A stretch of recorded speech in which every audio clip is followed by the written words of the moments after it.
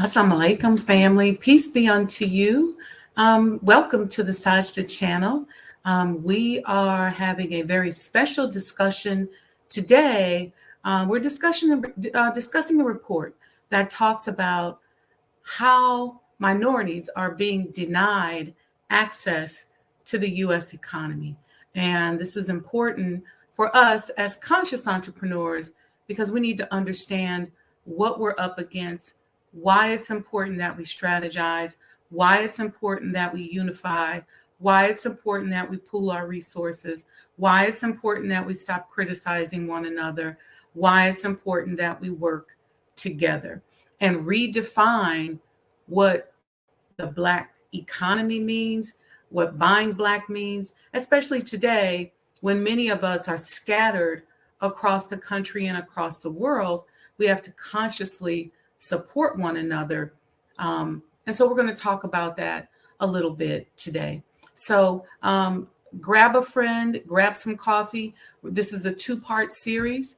We're going to go through about half of the report today and the second half of the report tomorrow. And we'll go from there. We'll be back a couple minutes. Don't go too far.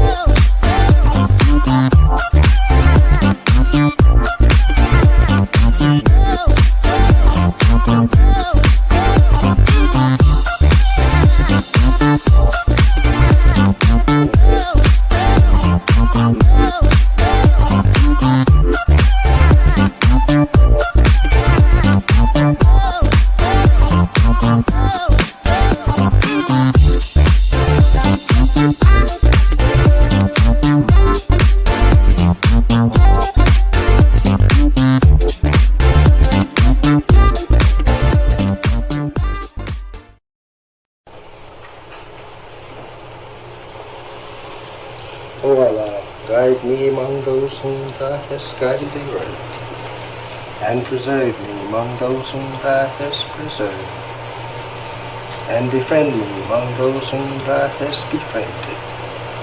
Bless me in whatsoever Thou dost grant me, and deliver me from the evil of what Thou hast judged. Surely Thou judgest, and none can judge against Thee. And he whom Thou befriendest is not disgraced. Blessed art Thou, O Lord, and exalted be Thee above what they set up besides Thee. I bear witness, nothing deserves to be served besides Thee. And I bear witness that Muhammad is Thy servant and apostle. Amen.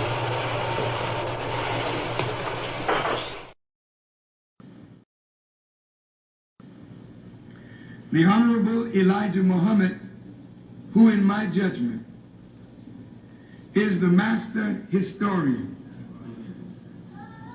taught us that of all our studies, history is the most attractive, and it is best qualified to reward the researcher. History is most attractive. Why should history be most attractive? Because history is the recorded time of the human family in its struggle to overcome obstacles. There is no life that is without struggle. The Holy Quran teaches us that man, meaning man and woman, is made to face difficulties. And after difficulty comes ease. But it is history that guides us through difficulty. For if you know how people who had difficulty yesterday got through, and if your difficulty is somewhat similar, then today we also can get through if we follow the guidance of history. This is why Carter G. Woodson and many of our black giants fought for black people to know our history. Because in not knowing our history, we don't have a guide. And without a guide, we are lost. No wonder the Bible...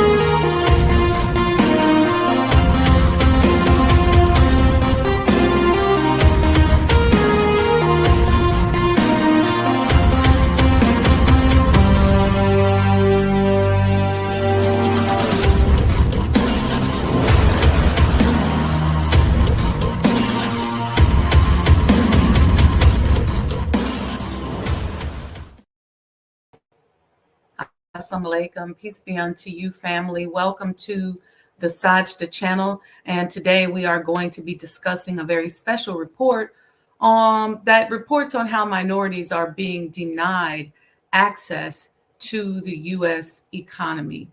And I think this is important from a strategic standpoint for us to understand and take a look at as conscious entrepreneurs who are vested and introducing the much needed goods and services into our community. And it's important for us to understand some of the strategies that are being used to deny that, and for us to prepare ourselves so that when incidents and things happen in our businesses, we lose sales, customers start to decrease, different things like that. We have to understand what is causing it. All right. One of the things that I think is important is that we have to redefine the concept of the Black community. Oftentimes, some of the references to the Black community are referring to a geographical location. And there are still many Black geographical communities out here in our country. But there's also the virtual and digital communities that have to be incorporated in that definition of the Black community. So in other words, instead of being able to say, well, I'm going to shop at this grocery store that is Black owned in my community, maybe there's somebody online that you can support. Maybe there's a digital resource that you can stand behind that is a member of your community. And so these things are very important today because we are now living in a world where, with the system that we've all been fixated to morphing and crumbling, there are certain actions committed by the broader community to cushion that fall and to block any wealth shift. And this is not just for Black people to understand either, because if you're white and you're not part of that 10%, then you're part of that blocking. You're partly being blocked as well. My interest, because as a Black woman, as a Black Muslim woman, my interest is, number one, supporting the economic development mentality, mindset, proper handling of people as taught to us in the Nation of Islam by the Honorable Elijah Muhammad, and then to support people who look like me, okay? Black women who oftentimes go unpersoned and unnoticed, but who are great makers of history and make great contributions to not only the U.S. economy, but to our country and to the world. So I'm dedicated to us as Black women, as Black Muslim women, who also are unpersoned often. Many times our contributions to our communities are written off, ignored, not mentioned, not documented. That's important to me. And then our Black community, and just finding ways in which I can support Black entrepreneurs, Black people wanting to go into business, helping us to navigate in a world of business that we have not been taught to navigate in. Okay. So I want to start with a short speech that many of you may be familiar with. It's a speech by Malcolm X in 1964 called The Ballot or the Bullet. And the reason why I talked about us mentally redefining the Black community is because he's going to make a lot of references to the Black community this and the Black community that. And so some of us don't feel like that applies to us anymore because maybe we don't live in a so-called Black community. Well, now your Black community is virtual. Your community, your family, it's virtual. Okay. So you want to think about recirculating your dollars among people that look like you and who are more likely to support and help you and your family should you find yourself in need. Okay. This is important. So yeah, let's take a look at that, and then I'll be back and we're going to get into this report.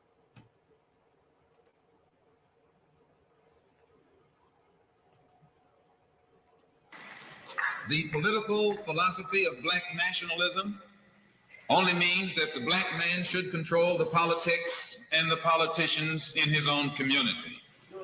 The time when white people can come in our community and get us to vote for them so that they can be our political leaders and tell us what to do and what not to do is long gone.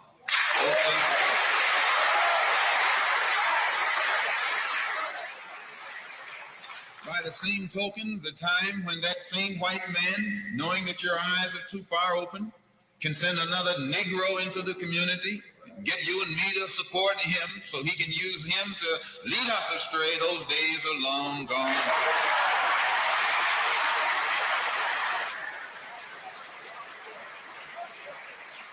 The political philosophy of Black nationalism only means that if you and I are going to live in a Black community, and that's where we're going to live, because as soon as you move into as soon as you move out of the Black community into their community, it's mixed for a period of time, but they're gone, and you're right there all by yourself.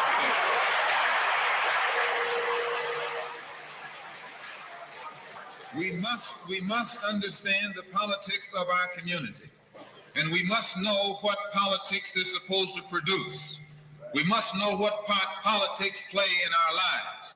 And until we become politically mature, we will always be misled, led astray, or deceived or maneuvered into supporting someone politically who doesn't have the good of our community at heart.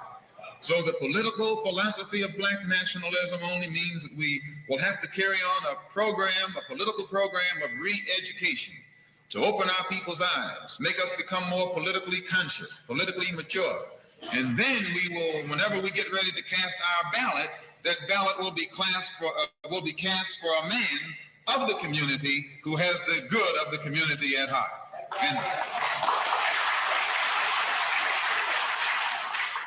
the economic philosophy of Black nationalism only means that we should own and operate and control the economy of our community. You would never find, you can't open up a Black store in a white community. White man won't even patronize you. And he's not wrong. He got sense enough to look out for himself. And you who don't have sense enough to look out for yourself.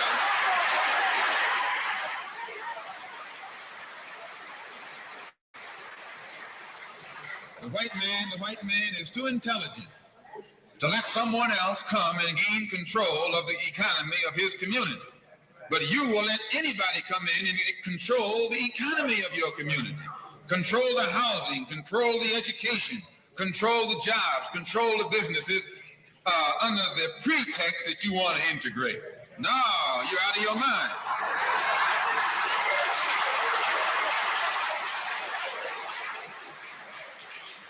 The economic philosophy of black nationalism only means that we have to become involved in a program of re-education to educate our people into the importance of knowing that when you spend your dollar out of the community in which you live, the community in which you spend your money becomes richer and richer. The community out of which you take your money becomes poorer and poorer.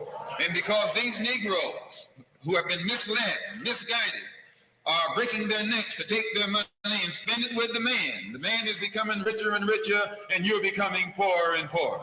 And then what happens? The community in which you live becomes a slum. It becomes a ghetto. The conditions become run down.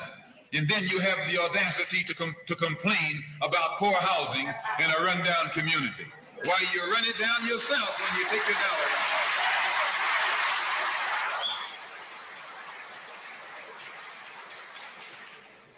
out. And you and I are in a double trap, because not only do we lose by taking our money someplace else and spending it, when we try and spend it in our own community, we're trapped because we haven't had sense enough to set up stores and control the businesses of our community.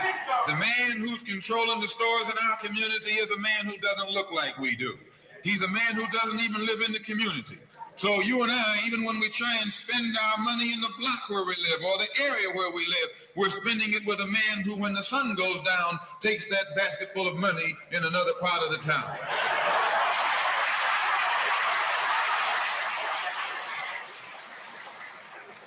So we're trapped, double trapped, triple trapped. Anywhere we go, we find that we're trapped.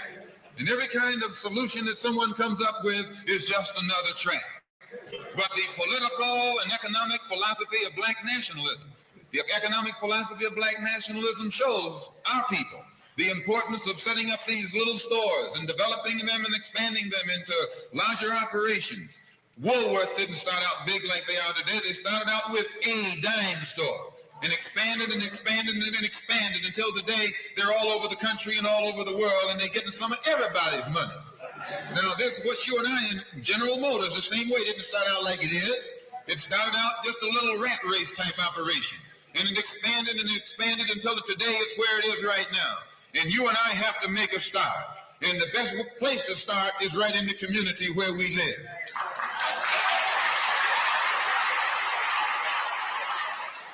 So our people not only have to be re-educated to the importance of supporting black business, but the black man himself has to be made aware of the importance of going into business. And once you and I go into business, we own and operate at least the businesses in our community.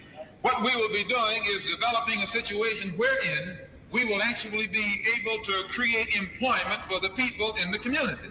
And once you can create some employment in the community where you live, it will eliminate the necessity of you and me having to act ignorantly and disgracefully, boycotting and picketing someplace else, trying to beg him for a job.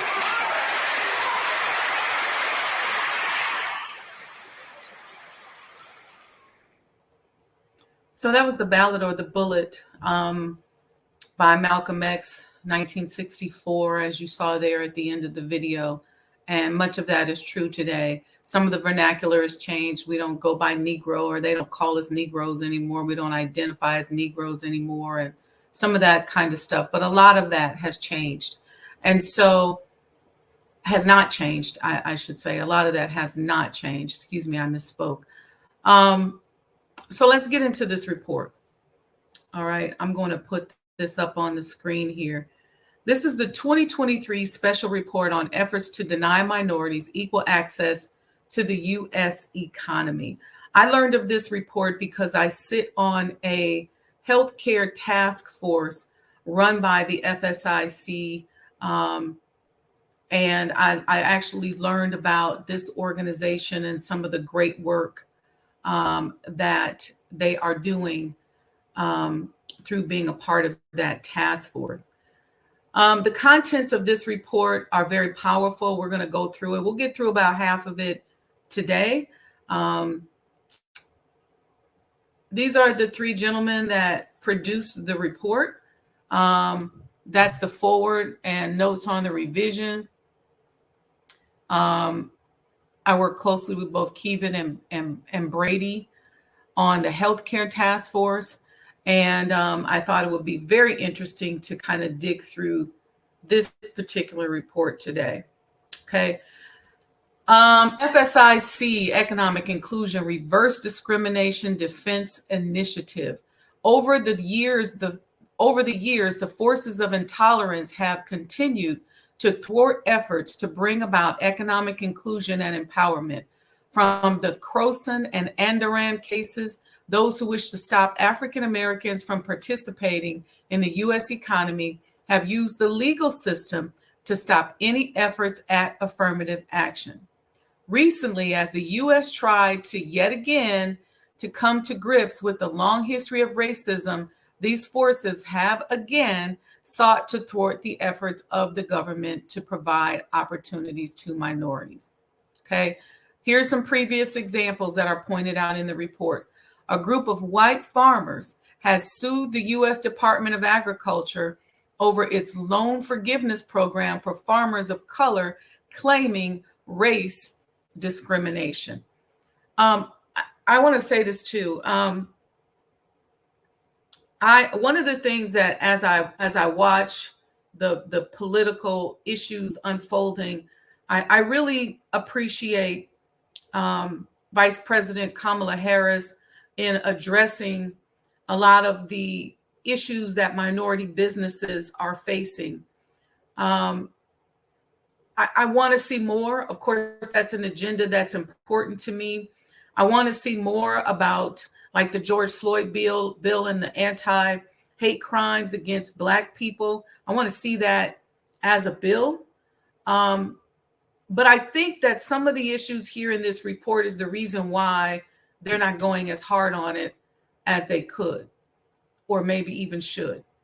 It's talked about, behind closed doors, and those of us who support, we believe wholeheartedly that, the administration under Vice President Harris is going to address these things directly and that there will be solutions. We just have not heard about it. And so I want to share some of what's going on behind the scenes in the legal system that are probably scaring a lot of people, and it's designed that way, and preventing them from really going, okay, we're going hard on making sure that the Black community has the resources that it needs. Anyway, let me give you a couple. Another example, a group of business owners and advocates in Tennessee and Texas has sued the Small Business Administration when it gave a 21-day exclusive application opportunity to minority restaurants under the Restaurant Revitalization Fund. This is even though the data showed that less than 1% of SBA funds had been going to minority businesses. Okay, I hope you guys are paying attention to this.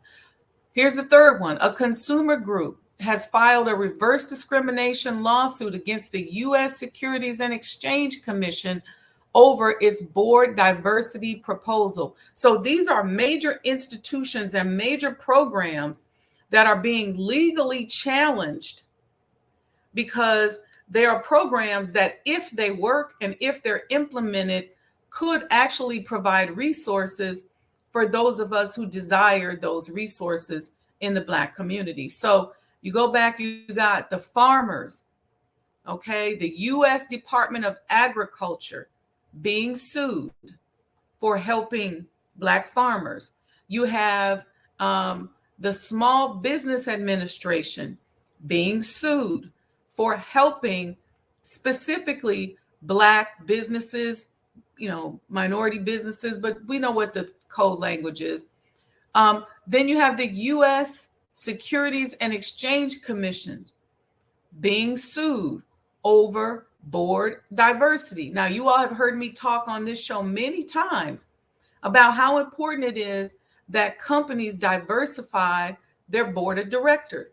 When I first graduated from college and I took my first job in Indianapolis, Indiana, I was part of a board of directors training program that was put together by Mr. Henry Bundles, and I can't remember the name of his organization, but they trained us on how to sit on boards, how to run the board, how to be in committees on boards, how to manage various personalities, and how to lead. I was in that leadership training program. And so I always say, if I'm a company out here and I'm looking to diversify, pick somebody like me. I got the credentials. I can bring diversity. I can help you bridge the gap between your customers or the streets and the boardroom that you're in. But when companies don't actively seek out people like myself, or they don't know that we exist because maybe they've never met us, then somebody said, yeah, you can go to my Dr. Jacques McDonald. You can go to my Facebook page and there's a link there. Okay. And you can download the report, but there's a link on my Facebook page, Sajda Wendy Muhammad. Then programs that are put together by the U.S. Securities and Exchange Commission that promote board diversity are important. But now they're being sued. So what do you think that does to these organizations? Let's go into some of these current examples. A group founded by the conservative activists instrumental in the U.S. Supreme Court June decision rejecting affirmative action in collegiate admissions sued an Atlanta-based venture capital fund that supports Black women who own small businesses, accusing it of unlawful racial discrimination. There again, another organization attacked. And so people are scared of being sued. These organizations don't want to be in court. They don't want to be exposed. They don't want that. And so I just hit you with 4 major institutions. Let's keep going. 13 Republican attorneys generals wrote a letter to leaders of Fortune 100 companies warning them against using race as a factor in hiring and promotion decisions in light of the recent Supreme Court ruling ending the practice of affirmative action in college admissions. Okay. A legal group run by former Trump aide Stephen Miller added the U.S. Equal Employment Opportunity Commission to investigate the Kellogg Company over its policies and programs, which the group said are infused with woke ideology. Are y'all listening? So now you have, I come out of corporate America. I spent many, many years as a business consultant and a business developer. And I know how important many of these programs are to diversity, equity, and inclusion in the workplace. But there's another one, Kellogg, embroiled. Let's keep going. The Small Business Administration, the federal agency that administers the 8A Business Development Program, recently suspended 8A applications in response to a federal district court injunction following the Supreme Court's decision in Students for Fair Admissions, Inc. versus President and Fellows of Harvard College, in which the court limited the role race and ethnicity may play in college admissions. A federal district court has applied the Supreme Court reasoning to SBA 8A programs. If you want the report, you can go to my Facebook page, which is Sajda Wendy Muhammad. I have a link there, and you can download a copy of the report and check it out for yourself. Let's go to the next page. So this is from my friend Kevin Kimball, DC Bureau Chief, and he wrote this letter here as part of the SCLC. I'll let you guys read that. You know what? I'll read it because I think it's a powerful letter. SCLC to Kevin Kimball, DC Bureau Chief. I think this is from the SCLC to Kevin and Charles Brooks, the General Counsel. Dr. Jock McDonald said, "This is pathetic." Jackie, is it Jock? Might be Jackie. "This is pathetic, but we must be aware of what is going on to undercover and create a path of destruction aimed at Black and brown people." We got to know what's going on, because otherwise we can't really strategize, because all kind of stuff is happening to us. We're getting traumas. We're becoming traumatically affected, but we don't really understand what's at play here. Why are you all of a sudden struggling to meet payroll?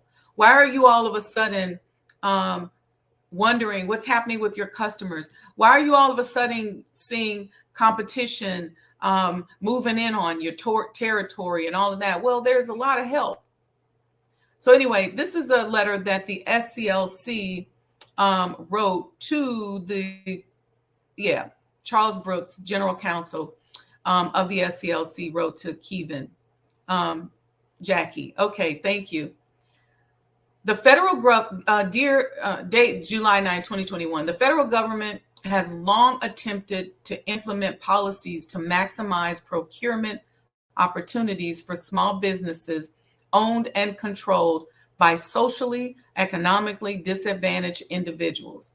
In 1978, Congress amended the Small Business Act to require federal agencies to, among other things, negotiate annually in good faith with the Small Business Administration to establish prime and subprime contracting goals for these businesses. Okay, I think this should be top of the agenda in this political race. The United States, that's my take in. That's not Attorney Charles. The United States government created the Office of Federal Contract Compliance Programs. A minority contractor can avail themselves of agency-level protests. However, such actions have a very low success rate.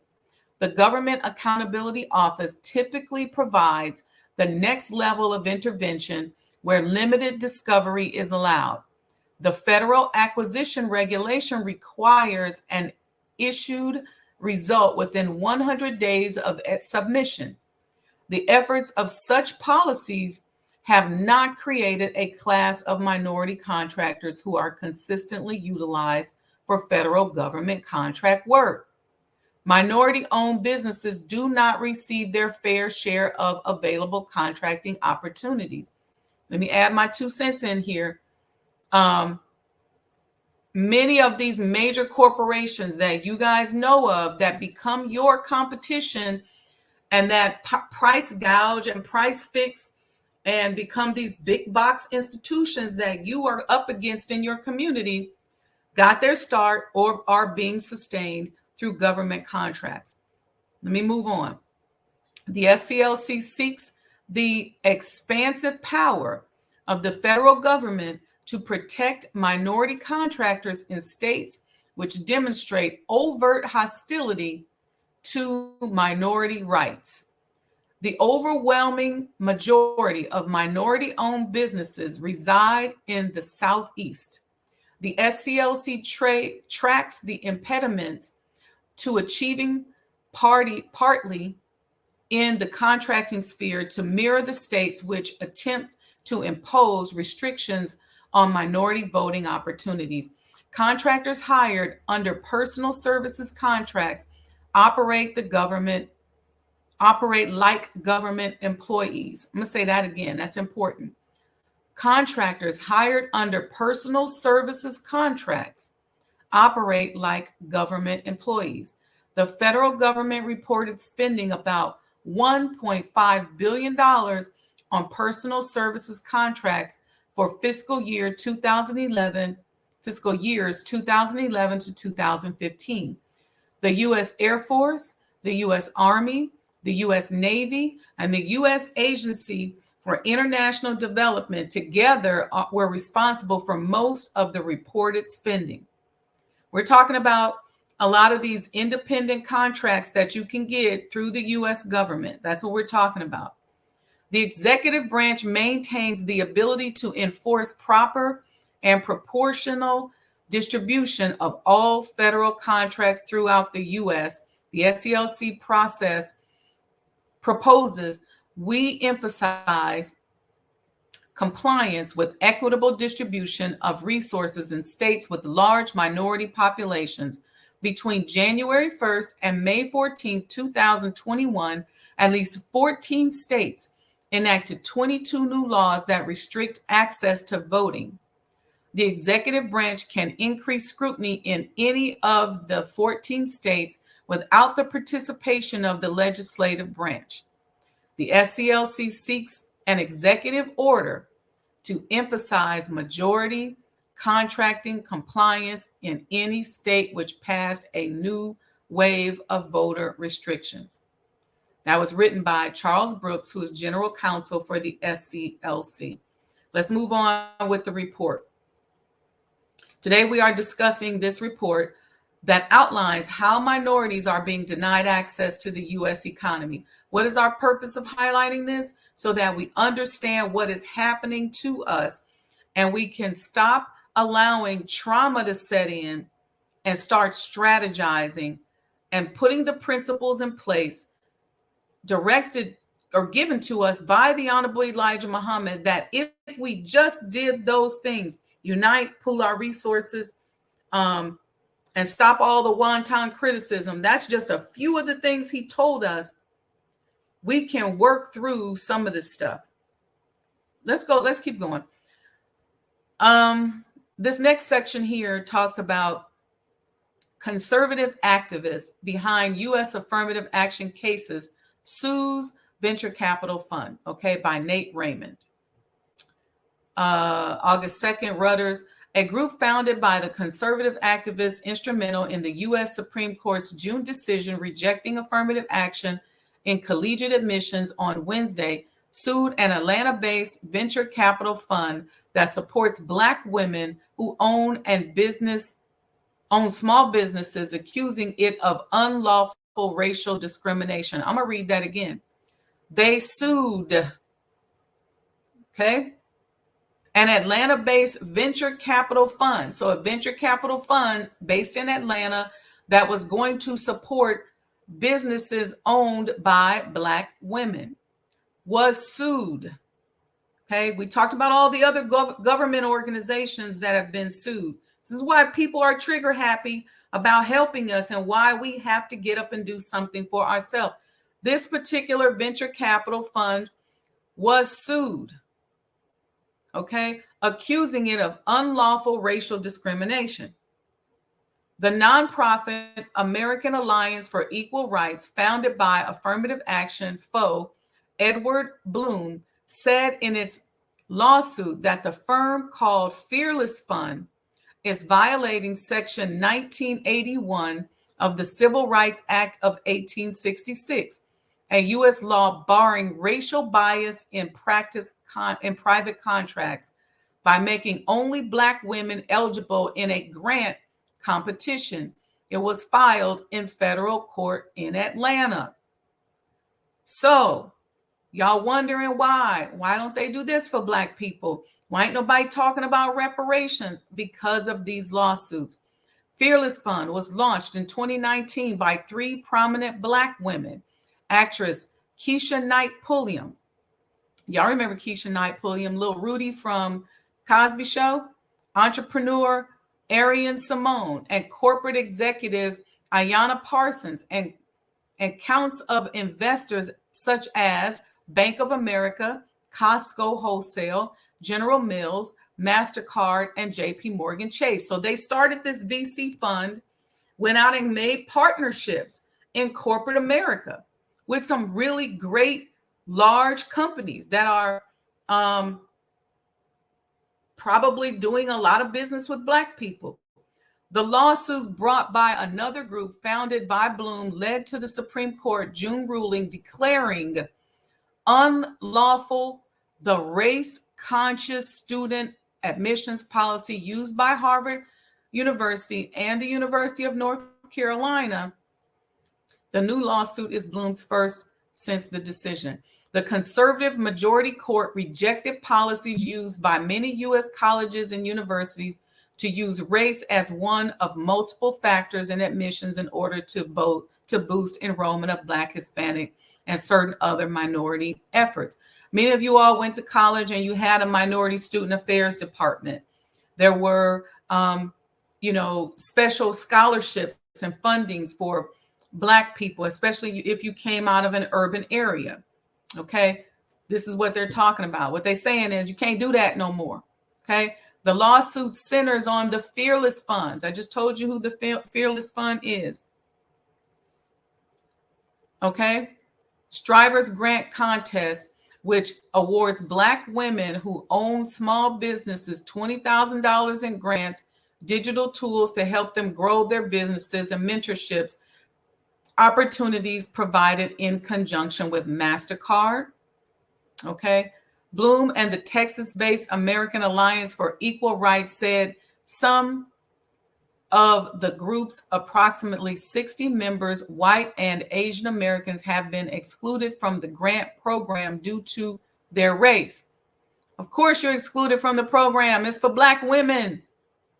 Fearless Fund did not immediately respond to requests for comment in an interview.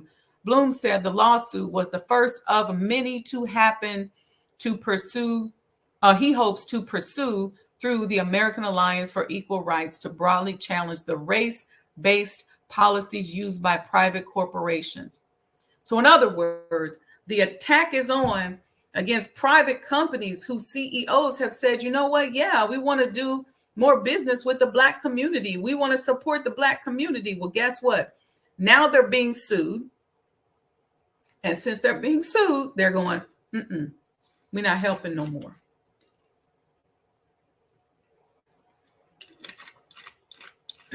What does that mean for us? I don't want you guys to sit here and go, yep, see, they. Well, guess what this means? Guys, start speaking French now. We. When you see a small business in need, we're going to have to get together and pool our resources. We're going to have to get together and drive businesses to them. We're going to have to create organizations so that we support and do for ourselves. This right here is telling us that all this rugged individualism that we're practicing, we're going to have to stop. And that even some of our partners in the broader community, or people who want to partner with us in the broader community, are being sued and being shut down and silenced and prevented from partnering. Here's another report. GOP attorneys general urge corporations against using affirmative action to hire and promote. Okay. This is written by Sarah Fortinsky. 13 Republican attorneys general wrote a letter to leaders of Fortune 100 companies Thursday, warning them against using race as a factor in hiring and promotion decisions in light of the recent Supreme Court ruling ending the practice of affirmative action in college admissions. So you see what they did. They won the case against using race-based practices or affirmative action in college admissions, and they used that precedence to now stop and shut it down on the corporate level. So in the letter, the chief legal officers of their respective states made clear that the Supreme Court's decision rendering affirmative action in college admissions unconstitutional created a legal precedent, I just said that the attorneys general said must apply to their corporations as well. They threatened legal action if the companies do not comply. In other words, if y'all don't shut down this affirmative action and stop hiring people based on race, stop giving a boost to these Black contractors and these Black organizations and these Black people. So in other words, you guys have a program where you go to the National Black Society of this and the National Black Organization, and you're looking, and this happened a lot when I was in college. We had the National Society of Black Engineers, the National Association of Black Accountants. We had the National Black MBA Association. There were all organizations I know I participated in. And then they would have interview days and people would come, and a lot of companies were really into it. And so they had budgets that they set aside for Black Enterprise Conference, and they would come there and hire people. What they saying is that we're going to sue them if they keep doing that. The Supreme Court's recent decision should place every employer and contractor on notice of the illegality of racial quotas and race-based preferences in employment and contracting practices, they wrote in the letter.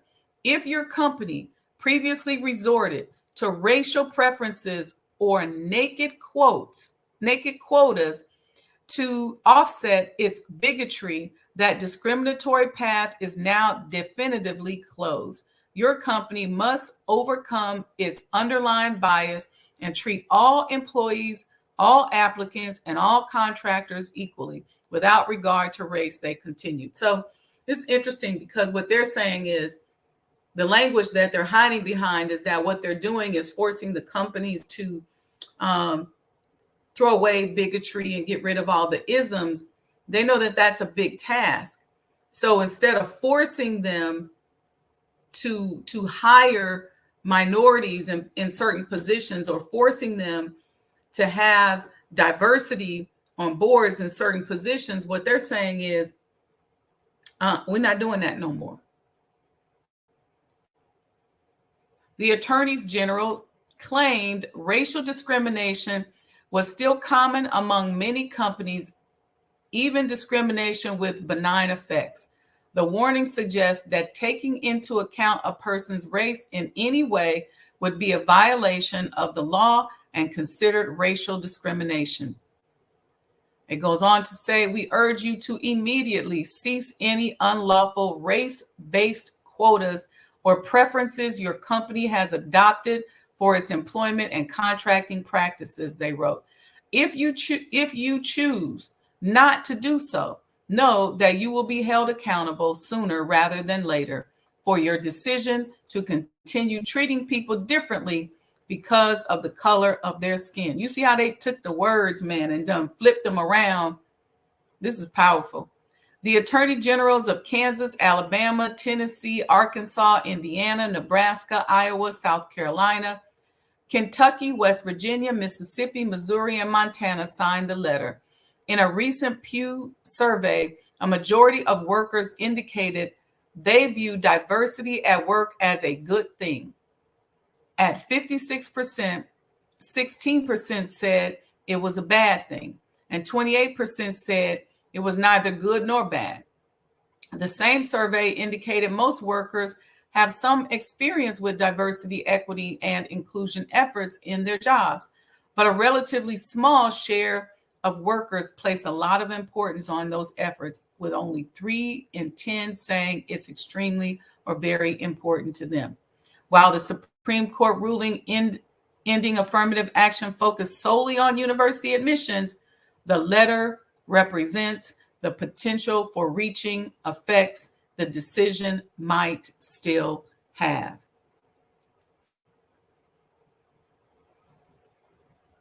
This one is where Kellogg's was sued, or they filed a complaint. They sued them for their woke programs. They sued them. I'll just read a little bit of this one. A legal group run by former Trump aide Stephen Miller on Wednesday asked the U.S. Equal Employment Opportunity Commission, or the EEOC, to investigate Kellogg Company over its policies and programs, which the group said are infused with woke ideology. Y'all know Kellogg's, the cereal people. In a letter to the EEOC, America's first legal foundation, senior counselor Reed D. Rubenstein wrote, the Kellogg's, a publicly traded company, engages in unlawful employment practices by seeking to balance its workforce based on race, color, national origin, and sex. Couple comments from the chat. Sandra D said, this sounds like the Honorable Elijah Muhammad saying they won't have enough jobs for themselves, let alone us. Seriously deserving suit. Yeah, this is changing the landscape, and I don't even think we realize it. I don't even think we realize it. And this is going to be impactful to us. Brother Troy said, that's what we get for not doing it on our own. Yeah. Brother Robert 11X Minor said, the information you share is so solid that I have to share. We will never get justice in America on no level. We must pool our resources and do for self. We have to. We must. Whoa, that's why I say voting for judges locally first is the most important thing to know when voting. Scandalous. Yeah. You better know those judges, because even when this comes up a little bit later,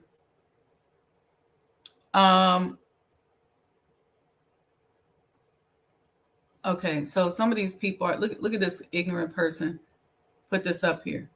So you understand real Islam. Did nobody ask you all of this? So you are blocked. You're going to be getting off of our live. We trying to study and pool our resources and learn here so that we can strategize, and you up here writing ignorant statements. Blocked. Sister Jackie said, these types of attacks are happening because many white people realize that minorities, specifically Black people, in the face of trauma, adversity, tragedy, stress, and threats, that we are resilient. We must start and recognize that we must work together for the benefit of our people. That's right, Sister Jackie, Dr. Jackie. Pooling our resources, uniting. Okay. Let's see. Let's find this one. They sued them. Y'all get the gist of it. This one, the SBA suspended the 8A applications following federal district court injunction. A lot of Black people have found aid and assistance through the Small Business Administration. But check this out. You see, those applications got suspended. You got to go and read this report. Go to my Facebook page and download it. The court ruled that the 8A program's use of a rebuttal presumption failed the strict scrutiny test, which requires a compelling government interest for use of a rebuttal presumption, and that the program be narrowly tailored. Citing the Supreme Court's Student for Fair Admissions decision, so that decision that they got about admissions, they use that basically to shut down the 8A program for the SBA. The U.S. District Court has denied the SBA the ability to apply the rebuttal presumption of disadvantaged status for minorities, reversing decades of equity and inclusion policy. So, yeah, thank you, Brother Garland. Thank you. Brother Garland said, valuable information. Thanks for highlighting this. We have another report that we're going to be doing coming up.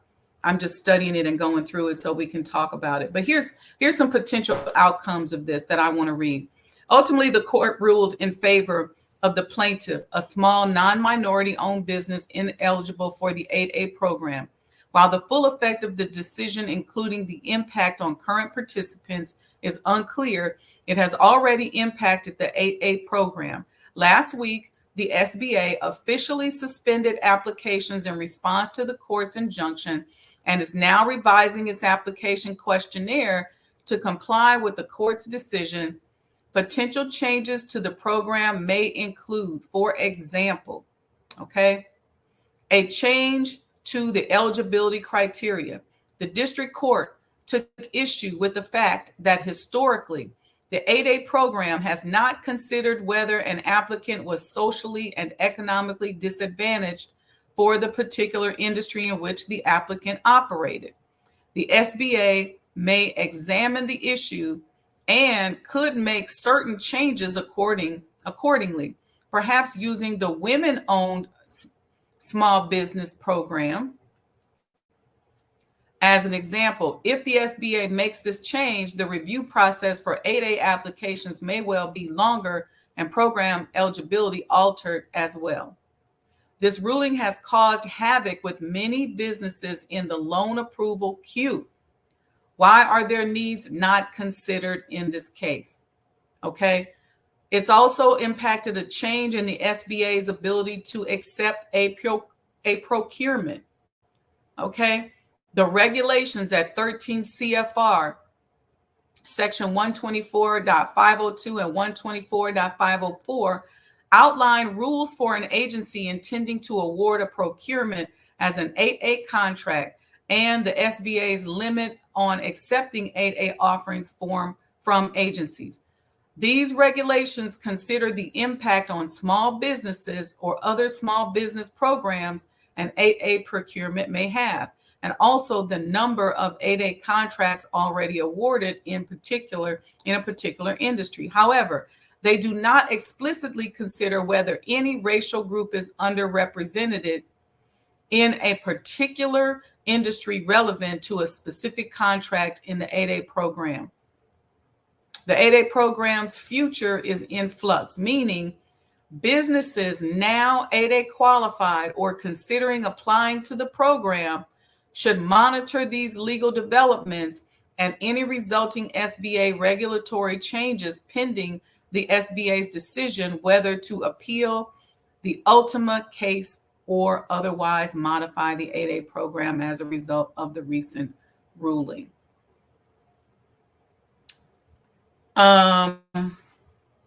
Conservative Starbucks investor loses diversity challenge. Y'all know how much money y'all spend at Starbucks. And Starbucks had a few issues. And so they started a very aggressive DEI program in trying to support Black businesses. But check out what has happened. All right. A U.S. judge on Friday dismissed as frivolous a conservative activist investor's lawsuit against Starbucks board for the coffee chain's diversity, equity, and inclusion practices. So somebody tried to sue them saying that they shouldn't have diversity, equity, and inclusion policies. The National Center for Public Policy Research sued in August 2022 over Starbucks' setting of hiring goals for Black and other people of color, awarding contracts to diverse suppliers and advertisers, and tying executive pay to diversity. Okay. The nonprofit, which holds around $6,000 in Starbucks stock, said those policies require the company to make race-based decisions that violate federal and state civil rights laws. Chief U.S. District Judge Stanley Bastian in Spokane, Washington, rejected the allegations at a hearing in the case on Friday, saying the lawsuit centered the public policy questions that are for lawmakers and corporations, not courts, to decide. This is in 2023. If the plaintiff doesn't want to be invested in woke corporate America, perhaps it should seek other investment opportunities rather than wasting this court's time, he said. That's what the judge said. Starbucks said it was pleased with the decision and said it remains committed to creating a culture of warmth and belonging. Starbucks attorney Gregory Watts argued at the hearing that NCPPR has condemned evils perpetrated by woke corporate America and that the group has made demands of many other corporations, including JP Morgan Chase and American Airlines Group. The use of such language shows what is motivating plaintiffs, and it is not the business interests of Starbucks, he said. The lawsuit is similar to those filed recently by conservative activist groups opposing corporate diversity and inclusion efforts in the wake of the June Supreme Court ruling. The ruling declared unlawful the race-conscious student admissions policies used by Harvard University and the University of North Carolina. So you all see how they keep using this ruling as a reason to attack these companies who, and I love the way the CEO of Starbucks said this. Starbucks said it was pleased with the decision and said it remains committed to creating a culture of warmth and belonging. So, you know, we're talking about conscious entrepreneurship all the time on this channel, creating cultures of warmth, belonging, introducing much needed goods and services into our community. These lawsuits are attacks against that type of capitalism being practiced, if you will. So in this case, this conservative group was denied in its attempt to block Starbucks from pursuing equity and inclusion. So this is what we're up against. So we're talking about creating a system and business models that include warmth, that include belonging inside of the workplace, but that also introduce much needed goods and services into the communities. We're learning etiquette in terms of not price gouging and how to properly price our products, how to be united, how to support other small businesses and businesses that have interests that align with ours. This is what we're talking about. But what these lawsuits are doing is saying, nuh-uh, you can't do that. You got to do business the way we want you to do it. This is the business that most don't know about when you don't do for self nor constantly studying these types of challenges. Yeah. Look at Progressive Insurance, sued for patently unlawful racism for offering a $25,000 grant only for Black-owned businesses. Y'all see this? We're going to go a little longer than 7 o'clock on this today because we into it. I think this is great. And when we come back tomorrow, let's get through the report today. We come back tomorrow. I want you all to bring your questions and your comments, and let's just share and talk and strategize. But look at Progressive Insurance, sued for putting up a $25,000 grant for Black-owned businesses. Progressive Insurance famed for its quirky commercials starring fictional saleswoman Flo, y'all know Flo, is being sued for patently unlawful racism for awarding exclusively Black-owned businesses $25,000 while allegedly banning white, Asian, Hispanic, and owners of other backgrounds from applying. This is the part that's crazy to me. And this is what is out here in the world, if you will. If I say I'm pro-Black, then all of a sudden you just automatically extrapolate that I don't like Asian people, or that I got an issue with white people, or I got an issue with anybody that's not Black. No, I'm just down for my family. Look at this. They're saying that if progressives say, you know what, let's do a $25,000 grant for Black-owned businesses. Let's do that. Then all of a sudden, the Asians and the white people and the Hispanics, y'all tripping. There's plenty of programs. There's a whole bill, an anti-hate bill for Asians. And we should have been had that. But don't get me started. The lawsuit filed on behalf of Freedom Truck Dispatch owner Nathan Roberts in Ohio federal court on Wednesday claims that Progressive racially discriminated against non-Black small business owners like Roberts for offering a 5-figure award to 10 Black-owned small businesses to use toward the purchase of a commercial vehicle. The class action suit, which was filed by the anti-radical left group American First Legal, AFL, claimed that on May 24th, Roberts, a Progressive customer, received an email about a grant opportunity for their Progressive commercial trucking and business owners. However, Progressive decided that only Black-owned businesses would be eligible for these grants because, according to the insurance company studies have shown how inequities have made it harder for Black entrepreneurs to access capital. We know that all too well on this channel. Very difficult for Black entrepreneurs to access capital. We got to jump through hoops, give up a heart, a kidney, a leg, and a lung just to get capital for some of our programs. We got to start creating community funds. There's enough money in our community. Yeah, this is unbelievable. All right, so There's a bunch of other articles here. The SEC got sued for approving NASDAQ's racist, sexist board diversity rules.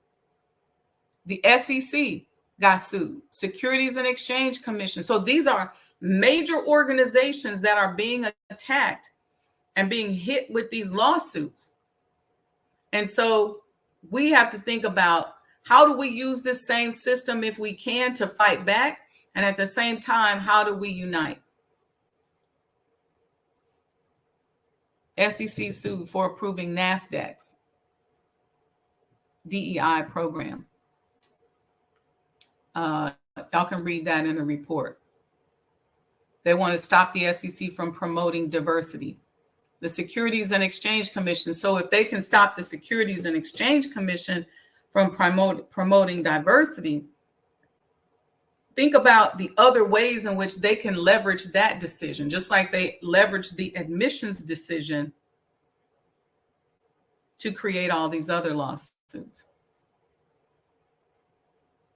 And then people are writing articles saying, well, you know what? When the Small Business Administration said, and this is where mathematically it don't make sense.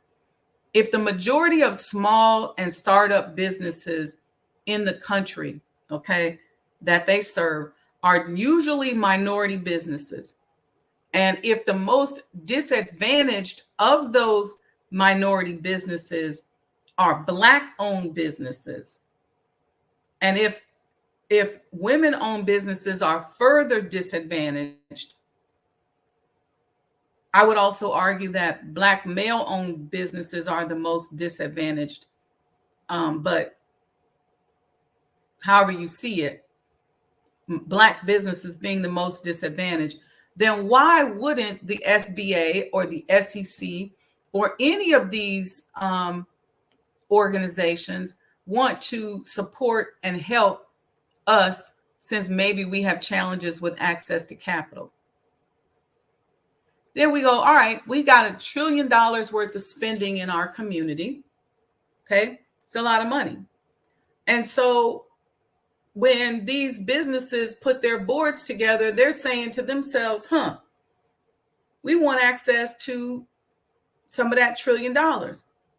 So we're going to create positions for Black people to come and be on the board because they got access and they got their hooks into the creativity within their community.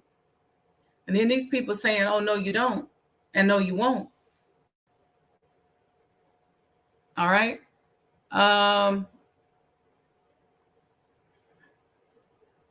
Look at this. Even though Black-owned businesses only receive 1% of PPP loans, conservative groups sued to stop SBA from pursuing a policy of economic inclusion. So when the Honorable Elijah Muhammad tells us to get up and do something for ourselves, stop begging the white man for what we could do for ourselves. We can change our lives, y'all, just by supporting one another.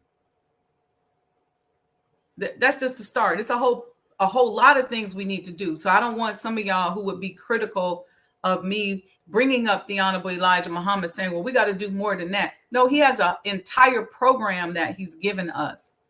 And those of us that follow him are preparing ourselves for leadership, and we've been prepared.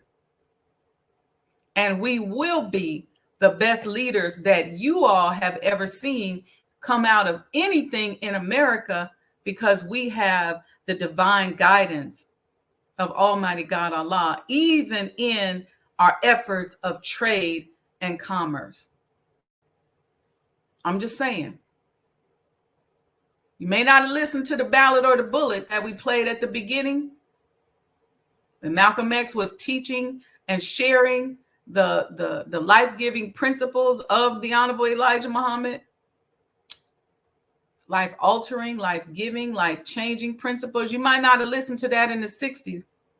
Here we are in 2023, because in the 60s, after the ballad or the bullet, around the 70s and 80s, they started all these programs and we got happy, like, oh, we got jobs. We ain't got to do for self. We can get a government contract. Now they're saying, no, you can't. No, you can't. Because everywhere you go and you participate in a grant program, a DEI program, if the company still has it, we're going to give them hell. We're going to keep them tied up in court. And most people don't want to get sued. And they don't want to have to go to court, including many of our political candidates. So now, guess what? During that time, when we had the opportunity, when we were given access, what little access it was, into these spaces, we did not take advantage of it. We did not go in there, get the knowledge and bring it back to our communities. We didn't do enough pulling each other up. And now they're like, okay, well, no more businesses. Well, let me say this, and I'm going to talk a little bit about this tomorrow, because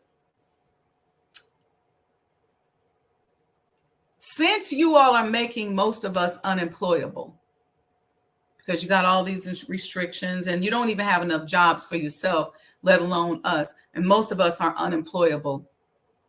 And since many of these unemployable people got to eat, guess what? They're going to start businesses. Everybody's not a criminal. Everybody's not going to turn to a life of crime just because you deny employment opportunities.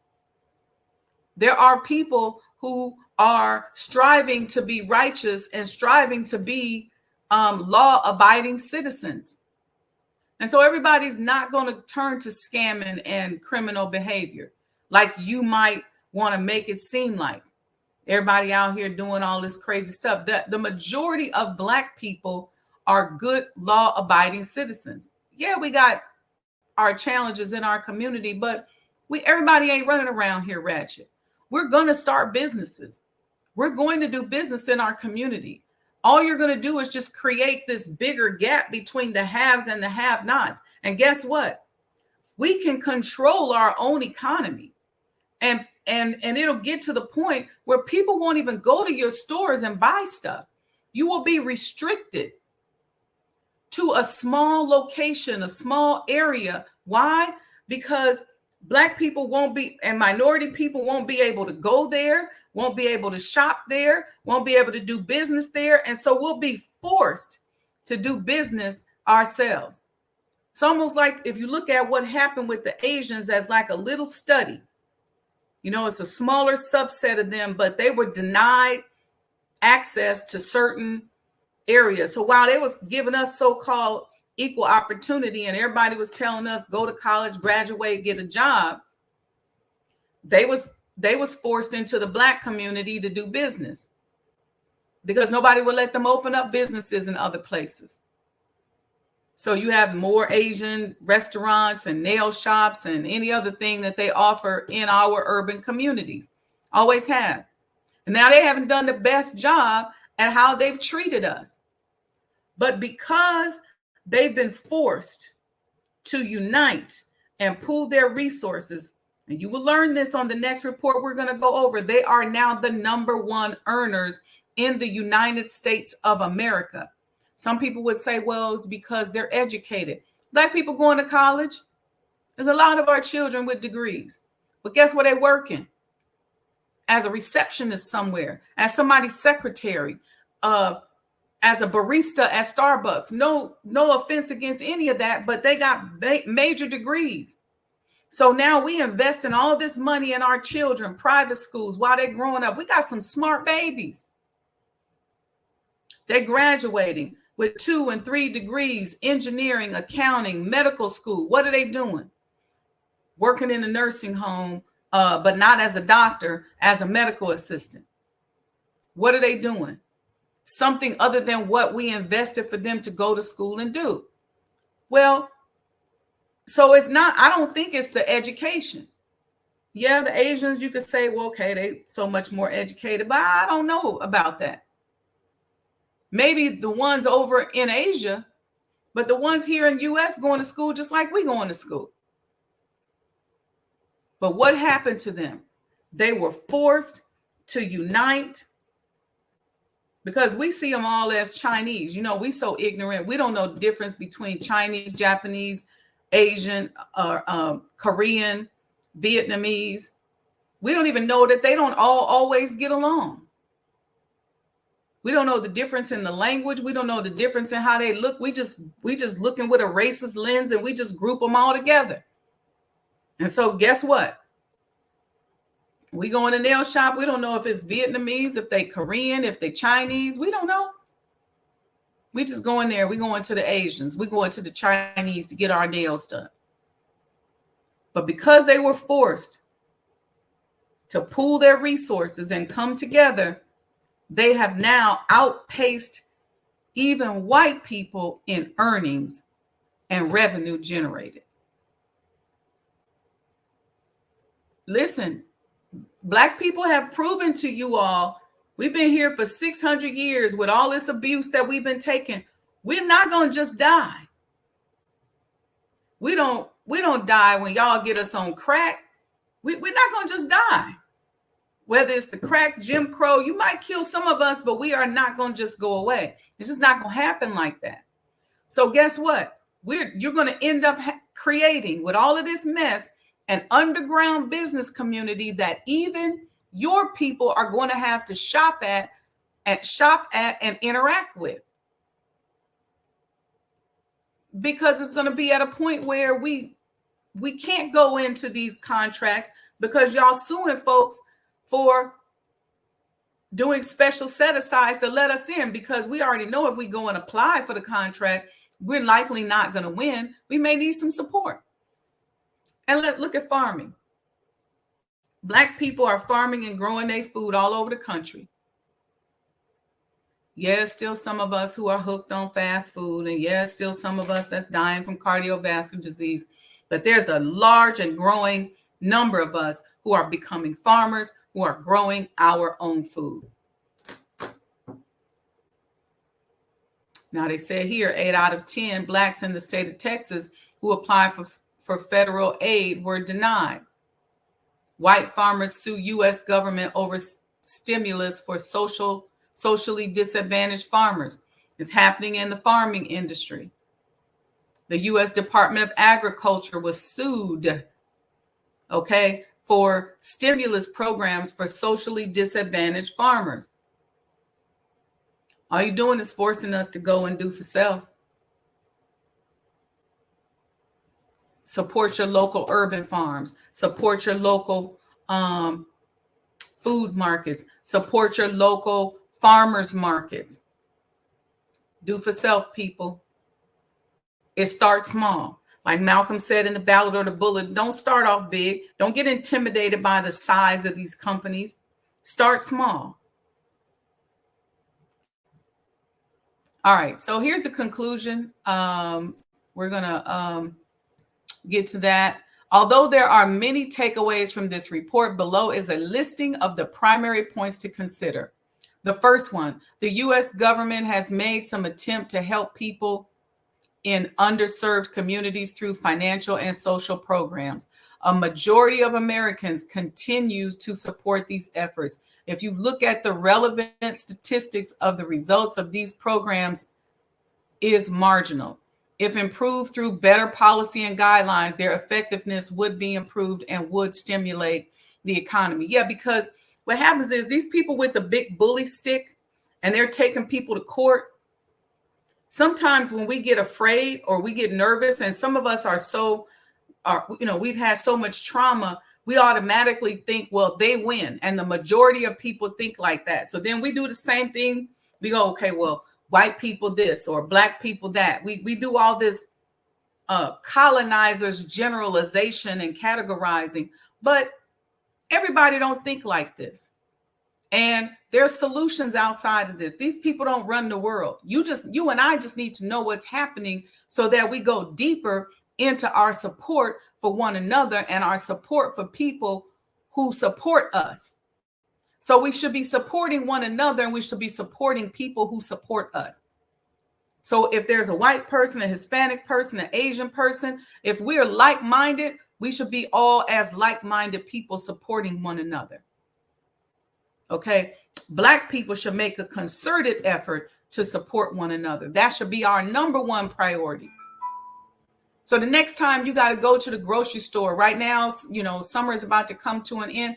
See if there's a Black farmers market in your community and go there. We got to get up and do something for ourselves. These people do not have the power. They might be shutting down certain organizations, but the power is in the people. The power is in us. The power is in our choices, in our decisions. The reason why this stuff is able to stick and these people are able to win is because they're using their advertising dollars and the propaganda to brainwash everybody, and we believe in what it is that they're saying. But if we change our mindset, start listening to something different, start reading something different, pick up a lecture by the Honorable Minister Louis Farrakhan. It ain't all about what they say it is. He's not a hater. He's never taught us to be violent.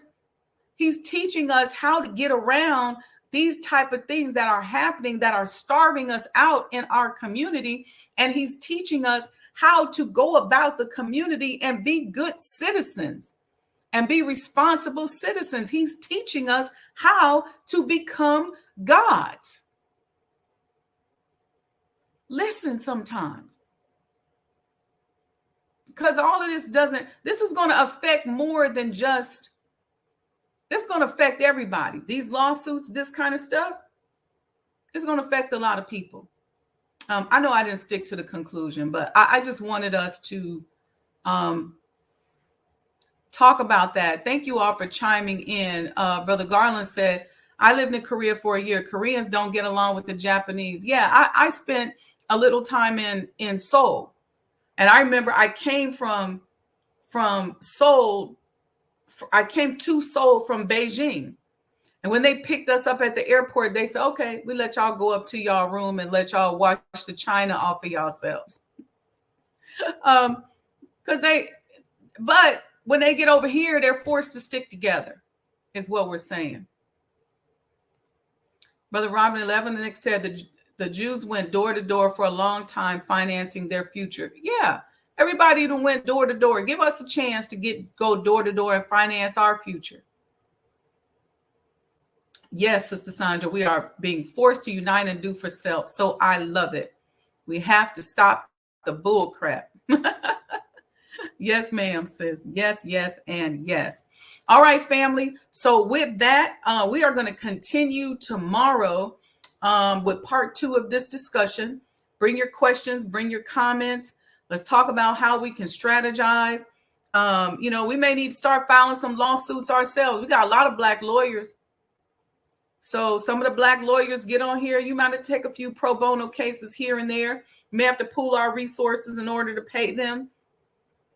I'm sorry, I didn't turn the light on today, so I'm looking a little unlit. But anyway, y'all can still hear me good enough, even though my lighting isn't good.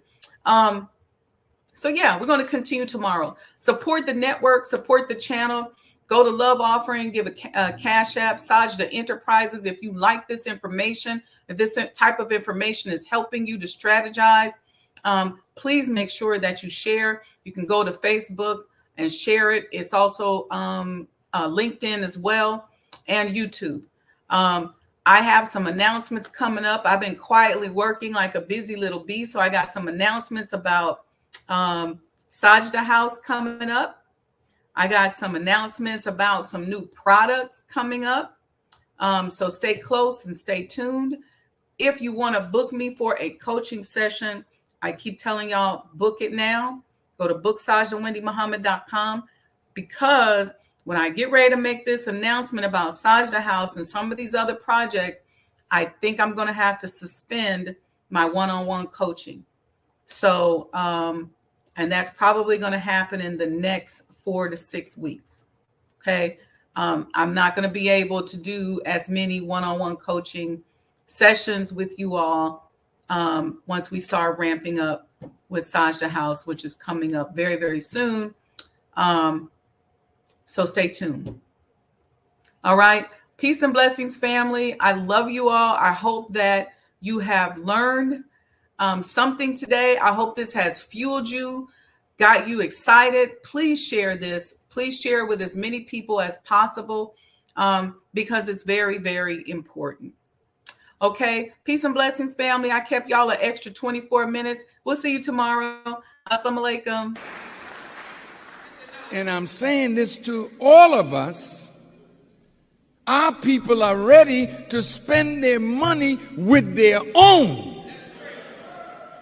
There's no time better than this for 6 or 8 of you to pool your money and look in the community and open up a store to fulfill the needs of our people, and we will support you.